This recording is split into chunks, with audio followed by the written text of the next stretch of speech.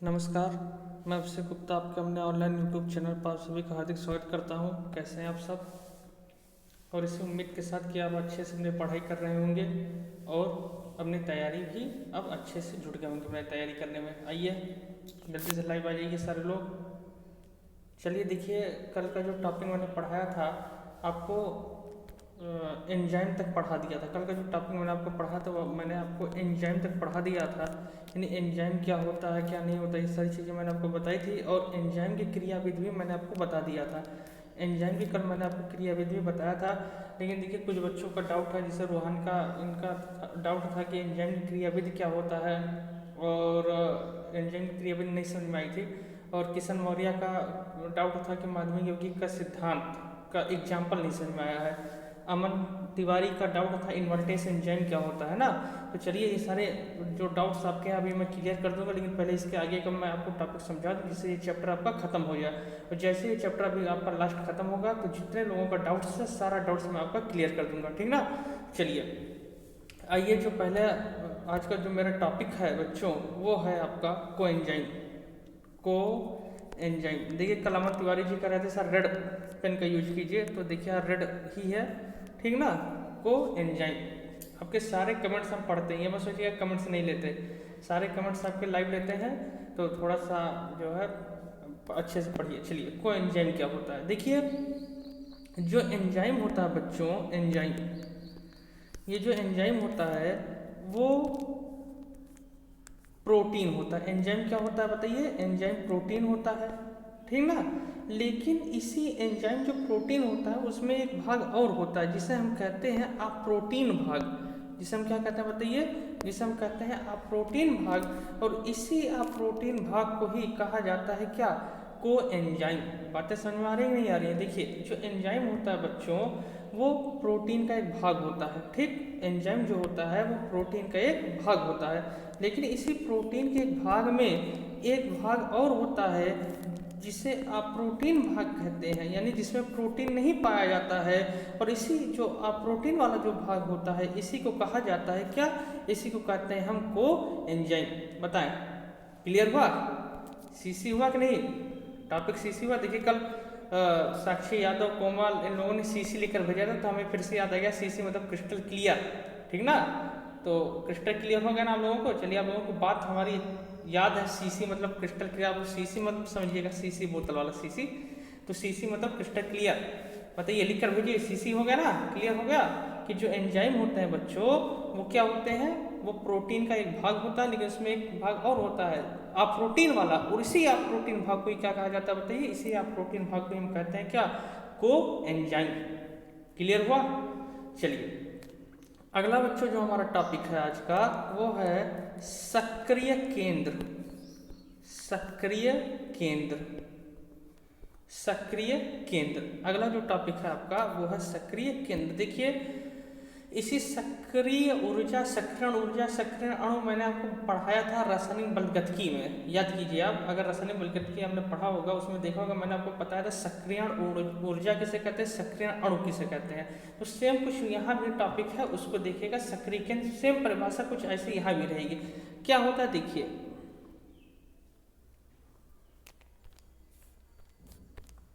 ये मान लीजिए आपका कोई ठोस है, ये क्या है? कोई ठोस है, और ये ठोस के जो ऊपर वाला भाग है ये वाला, ये ठोस का क्या है बताइए? ये ठोस का पृष्ठ है। ये ठोस का क्या है? ये ठोस का पृष्ठ है। अब क्या होता है देखेंगे, समझेंगे यहाँ पर। किसी ठोस का ये जो पृष्ठ है, ये जो ठोस का पृष्ठ है, इस पृष्ठ पर सारे उत्प्रेरक इस पृष्ठ पर नहीं आएंगे। ध्यान समझना, सभी उत्प्रेरक इस पृष्ठ पर नहीं आते हैं, केवल कुछ ही उत्प्रेरक पृष्ठ पर आकर चिपकते हैं। तो जो उत्प्रेरक पृष्ठ पर आकर चिपकेंगे बच्चों उसी को कहा जाता है सक्रिय केंद्र। बातें क्लियर हुई? कहने का क्या मतलब है कि किसी ठोस के संपूर्ण पृष्ठ पर, यानी मान लीजिए कोई ठोस पदार्थ है, ये कोई आपका क्या है? ठोस पदार्थ है, और ये ठोस पदार्थ का ये ऊपर वाला भाग क्या है बताइए? पृष्ठ है। इस ठोस के संपूर्ण पृष्ठ पर यानी पूरे पर अभिक्रिया नहीं होगी, केवल कुछ ही बिंदु पर अभिक्रिया होती है। केवल जो अपक्रिया होगी बताइए वो क्या होगी, कुछ ही बिंदु पर होती है, उसी को हम क्या कहते हैं, उसी को कहते हैं सक्रिय केंद्र। कहने का मतलब है अगर हम आपसे कहें कि क्या सब पर उत्प्रेरक आकर चिपकेगा इससे पृष्ठ से, आप कहेंगे नहीं, केवल कुछ ही भाग पर चिपकेगा, चाहे यहाँ चिपक गया, चाहे यहाँ चिपक गया, चाहे यहाँ चिपक गया, यानी कुछ ही भाग में जो चिपकता है, यानी जो सक्रिय होता है वहीं आकर ये चिपकेगा। इसी को क्या कहा जाता है, इसी को कहा जाता है सक्रिय केंद्र। क्लियर हुआ कि नहीं हुआ बताएं। जैसे ठोस है, ये ठोस का पृष्ठ है, अब पृष्ठ पर मान लीजिए जैसे यहाँ कोई उत्प्रेरक आकर चिपक गया या यहाँ कोई उत्प्रेरक आकर क्रिया कर गया, तो यही जहाँ जहाँ क्रिया करेगा इसी को कहा जाता है क्या, सक्रिय केंद्र। ये नहीं कि यहाँ सारे पृष्ठ पर क्रिया करेगा, नहीं, सब पर नहीं चिपकेगा, केवल कुछ ही बिंदुओं पर चिपकता है, कुछ ही पॉइंट्स पर आकर चिपकता है, कुछ ही पॉइंट्स पर क्रिया करता है, तो उसी को हम कहते हैं सक्रिय केंद्र। बताएं क्लियर हुआ, सीसी हुआ कि नहीं बताइए, लिखकर भेजिए। सीसी हुआ आपका, क्लियर हुआ कि नहीं टॉपिक, क्रिस्टल क्लियर हो गया, सीसी मतलब क्रिस्टल क्लियर, बताइए क्लियर हो गया ना। चलिए अगले टॉपिक की तरफ बढ़ते हैं बच्चों। अगला जो हमारा टॉपिक है वो है विषमांगी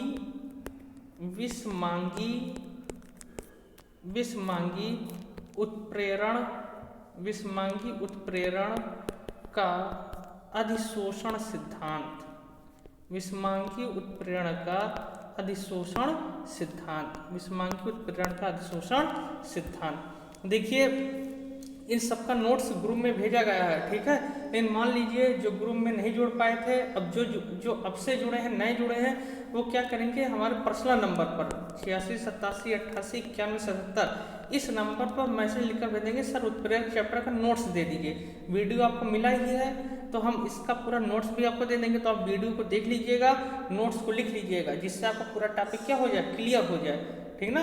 अब क्योंकि ये नहीं कि अब फिर से हम क्लास में आकर पढ़ाएंगे आपको, या फिर से आप क्लास में आएंगे फिर से आपको पढ़ा जाएगा, नहीं, यहीं पे पढ़ा दे रहे हैं। हाँ, जो डाउट्स आपके होंगे, देखिए आपने कमेंट किया, हम उसका डाउट्स आपका ले लेंगे, जो आप लोगों को दिक्कत है जिस टॉपिक में, अभी हम उसको भी समझा देंगे। लेकिन अगर मान लीजिए फिर भी टॉपिक क्लियर नहीं हो पाएगा, तो आप क्लास में जब आएंगे तब आपको बता दिया जाएगा।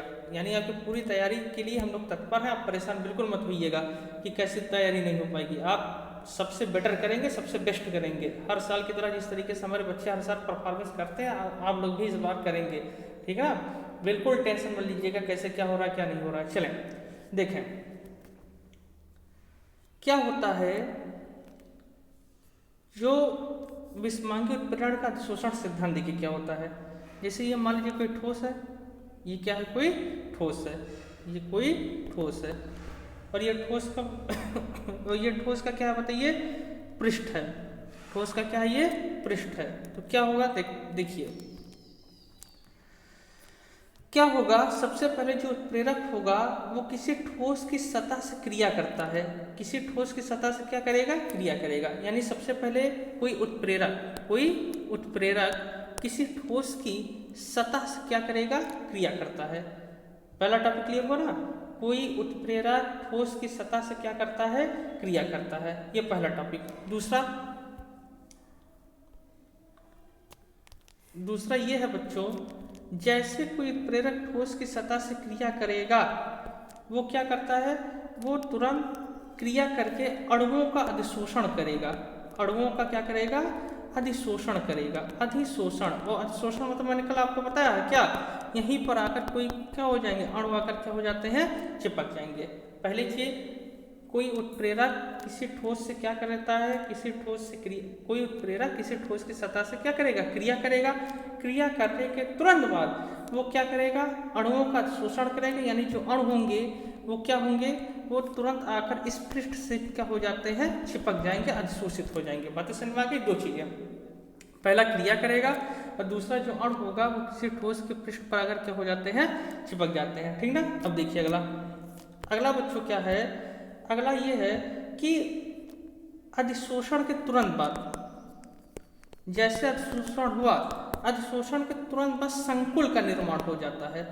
संकुल मतलब होता है बच्चों जटिल यौगिक, संकुल मतलब क्या होता है, जटिल यौगिक। जैसे अगर आपसे कहा जाए जटिल यौगिक मतलब ये K4 FeCN का होल 6, ये आपका एक जटिल यौगिक का एग्जाम्पल होता है। ये हम आपको पढ़ाएंगे लास्ट चैप्टर उपसा संयोजी यौगिक में, तो वहाँ पे बताया जाएगा। इसी को कहेंगे संकुल। इसी को क्या कहा जाता है? इसी को संकुल। तो तुरंत अणु किसका निर्माण कर देते हैं? अणु निर्माण कर देते हैं किसका? शंकु का। ठीक ना। अब देखिए जैसे संकुल का निर्माण होगा फिर क्या होगा, देखिए जैसे ये है, यहाँ पे पहले कोई उत्प्रेरक इस पृष्ठ से चिपका, चिपके के बाद अणु बना, अणु से किसका निर्माण हुआ? संकुल का निर्माण हुआ। अब संकुल के तुरंत बाद अब किसका निर्माण होगा? उत्पाद का निर्माण होगा। किसका निर्माण होगा? उत्पाद का निर्माण होता है। यानी इस पृष्ठ से अब किसका निर्माण हो जाएगा? उत्पाद का निर्माण हो जाता है। इतनी बातें समझ में आ गई ना। यानी पहले क्या होगा? पहले कोई उत्प्रेरक ठोस से क्या करेगा? ठोस की सतह से क्रिया करेगा। क्रिया करने के बाद क्या करेगा? अणुओं का अधिशोषण करेगा, यानी अणुओं को अधिशोषित कर लेगा। और जैसे अणु को अधिशोषित करेगा इसके बाद किसका निर्माण होगा? संकुल का निर्माण होगा। और जैसे संकुल का निर्माण हो जाएगा इसके बाद किसका निर्माण होगा बताइए? इसके बाद उत्पाद का निर्माण होगा। और उत्पाद निर्माण होने के बाद मैंने आपको बताया है बच्चों कि उत्प्रेरक कभी भी अक्रिय भाग नहीं लेगा, वो पुनः क्या हो जाता है? वो पुनः अक्रिया से दूर निकल जाता है। यानी पांचवा क्या है बताइए? पांचवा ये है कि अंत में उत्प्रेरक क्या हो जाते हैं? अंत में जो उत्प्रेरक होते हैं वो दूर हो जाते हैं। बताए क्लियर हुआ? टॉपिक क्लियर हुआ कि नहीं बताइए?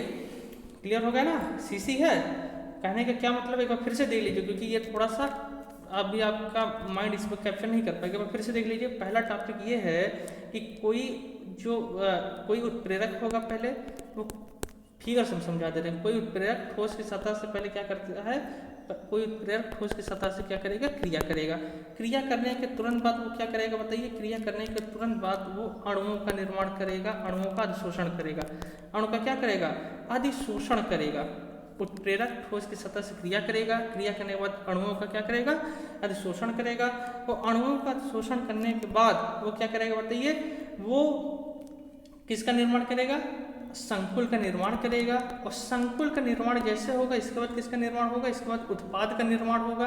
और उत्पाद के बाद क्या होगा? पांचवें स्टेप में जैसे उत्पाद बना तुरंत जो उत्प्रेरक था वो अंत में क्या हो जाएगा?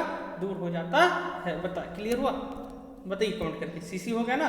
देखिए मेहनत करके आपको समझा रहे हैं, उम्मीद कर रहे हैं कि आपको समझ में आ जाए टॉपिक, इसलिए फिगर से कलरफुल फिगर बना रहे हैं जिससे आपको अच्छे से समझ में आ जाए।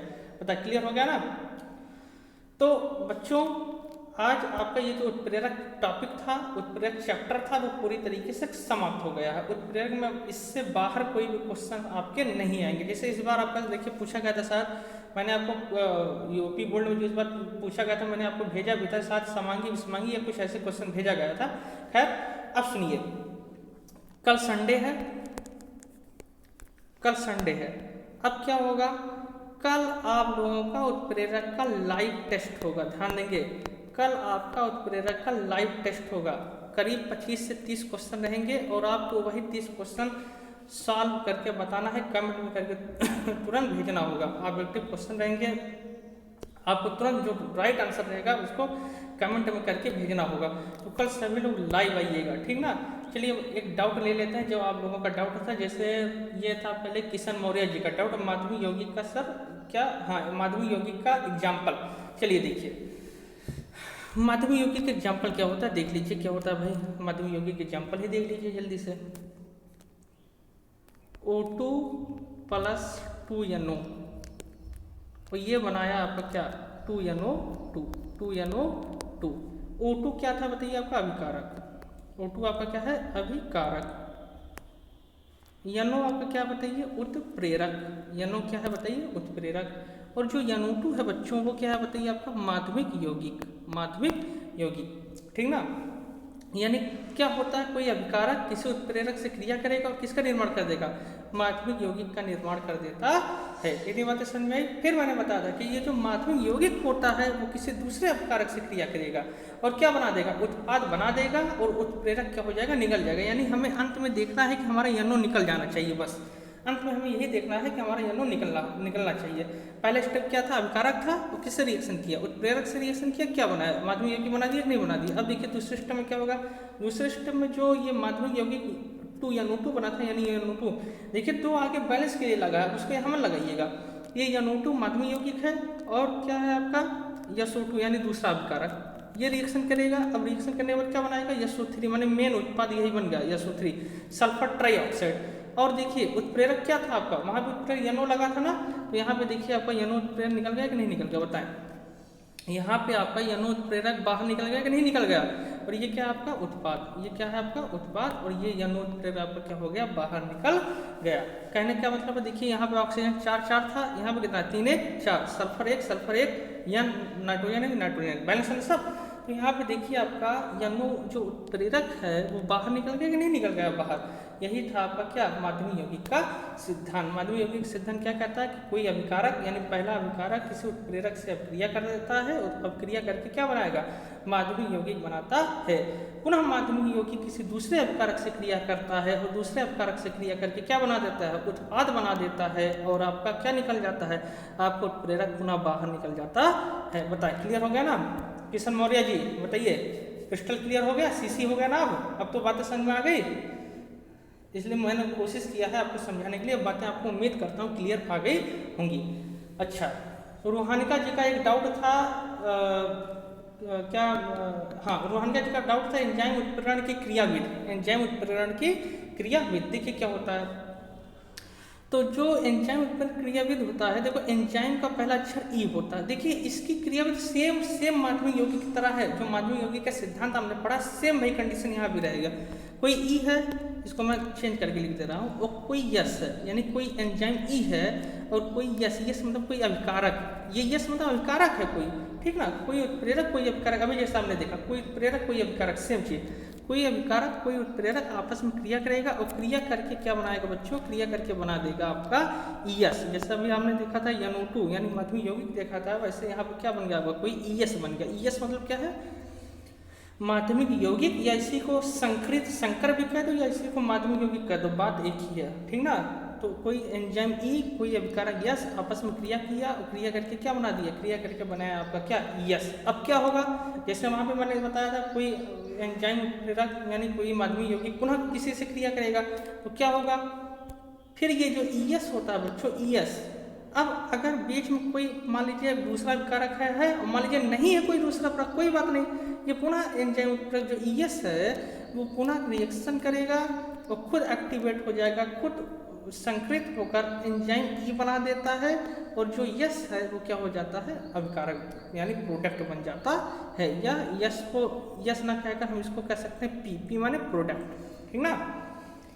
कहने क्या मतलब है, देखो यहाँ से समझो फिर से, ये जो ईएस है, ईएस क्या था, अभी आपको माध्यमिक यौगिक बना था ना, अब यही ईएस का जो ई है उत्प्रेरक, मैंने बताया था उत्प्रेरक अंत में दूर हो जाता है, तो यही उत्प्रेरक अंत में क्या हो गया, दूर हो गया, और ये जो पी है प्रोडक्ट, यस माने यस क्या हो जाएगा, पी बन जाएगा, यानी अब अभिकारक नहीं रहा ये, अब ये क्या हो गया, उत्पाद बन गया ना, इसलिए प्रोडक्ट का पी मैंने लिख दिया बस। चाहे आप यस भी लिख सकते हो, कोई दिक्कत नहीं है, तो नीचे लिखना पड़ेगा आपको उत्पाद, नहीं तो पी लिख दोगे तो समझ में आ जाएगा हाँ भैया पी मैंने प्रोडक्ट होता है। तो यानी उत्प्रेरक बाहर निकल गया और आपका क्या बन गया, आपका बन गया क्या, पी, पी फॉर प्रोडक्ट। बताइए क्लियर हो गया। अब रोहनका जी बताएंगे, अब आपको क्लियर हो गया ना, कमेंट करके बताइएगा कि जो मैंने आपको बताया अब क्या आपको टॉपिक क्लियर हो गया, बताइए। चलिए, और अमन तिवारी जी का डाउट था इन्वर्टेस एंजाइम के बारे में, इन्वर्टेस क्या होता है, देखिए इन्वर्टेस के बारे में देख लेते हैं। अमन तिवारी जी आप भी देख लीजिए। देखिए क्या होता है, जैसे C12H22O11 C12H22O11 ये है आपका सुक्रोज, प्लस हम लगाते हैं जल यानी कि वाटर, और क्या होता है बच्चों, इसके ऊपर रहेगा आपका एंजाइम, और जो एंजाइम रहता है उसका नाम है आपका इन्वर्टेस। कौन सा एंजाइम है बताइए, इन्वर्टेस। और जैसे इन्वर्टेस एंजाइम लगा तुरंत क्या होता है, ये टूट जाएगा और टूट कर बनेगा C6H12O6 प्लस C6H12O6। तो ये जो पहला वाला C6H12O6 है बच्चों, ये है आपका ग्लूकोज, ये जो पहला वाला है ये है आपका ग्लूकोज, और जो दूसरा वाला है ये आपका क्या है, फ्रक्टोज। सूत्र दोनों का समान है, खाली नाम दोनों का अलग है, और क्यों अलग है ये सारी चीज़ें मैं आपको पढ़ाऊंगा सेकंड पेपर में जैव अणु में, तब वहाँ पे आपको बताऊंगा ऐसी चीज़ें क्यों होती हैं। बताएं क्लियर हो गया, अब टॉपिक क्लियर हो गया ना। अगर अब भी किसी को कहीं कोई किसी भी क्वेश्चन में कोई डाउट होगा, किसी टॉपिक में कोई डाउट होगा तो आप कमेंट कर दीजिएगा। जैसे आप कमेंट करेंगे हम आपको तुरंत बता देंगे कि कहीं अगर कोई मान लीजिए आपका डाउट होगा। तो देखिए आपका जो पहला चैप्टर रासायनिक बलगठिकी खत्म हो गया, वैद्य रसायन खत्म हो गया, दूसरा रासायनिक बलगठिकी खत्म हो गया, तीसरा उत्प्रेरक भी खत्म हो गया, चौथा पृष्ठ रसायन का नोट्स आपको मिल ही गया है, आपने पूरा लिख ही लिया है। अब जब कभी उसको आएंगे तो उसको भी समझा दिया जाएगा। अब अगला जो आपका चैप्टर रहेगा वो पी ब्लॉक रहेगा, ठीक ना। पी ब्लॉक हालांकि उसका भी नोट्स आपको मिल गया है, लेकिन अब पहले देखो नोट्स लिखना नहीं मायने होता, मायने होता समझना, क्योंकि समझ लेंगे तो लिख ले जाएंगे, ठीक ना। तो आपको समझना है तो उसको भी समझा जाएगा आपको, लेकिन ध्यान से समझेंगे। कल संडे आपका लाइव टेस्ट होगा, कल देखा जाएगा आपने कितनी अच्छी से तैयारी की है। कल लाइव टेस्ट होगा, इंपॉर्टेंट क्वेश्चन रहेंगे जिनको पेपर में आने की पूरी संभावना रहेगी, ठीक ना। तो कल लाइव टेस्ट होगा, कल आपको टेस्ट दीजिएगा, इसके बाद आगे की जो पढ़ाई होगी वो की जाएगी। चलिए आज के लिए बहुत बहुत धन्यवाद, आज इतना ही टॉपिक रखते हैं, विशेष बातें फिर कल मिलते हैं। चलिए बहुत बहुत धन्यवाद।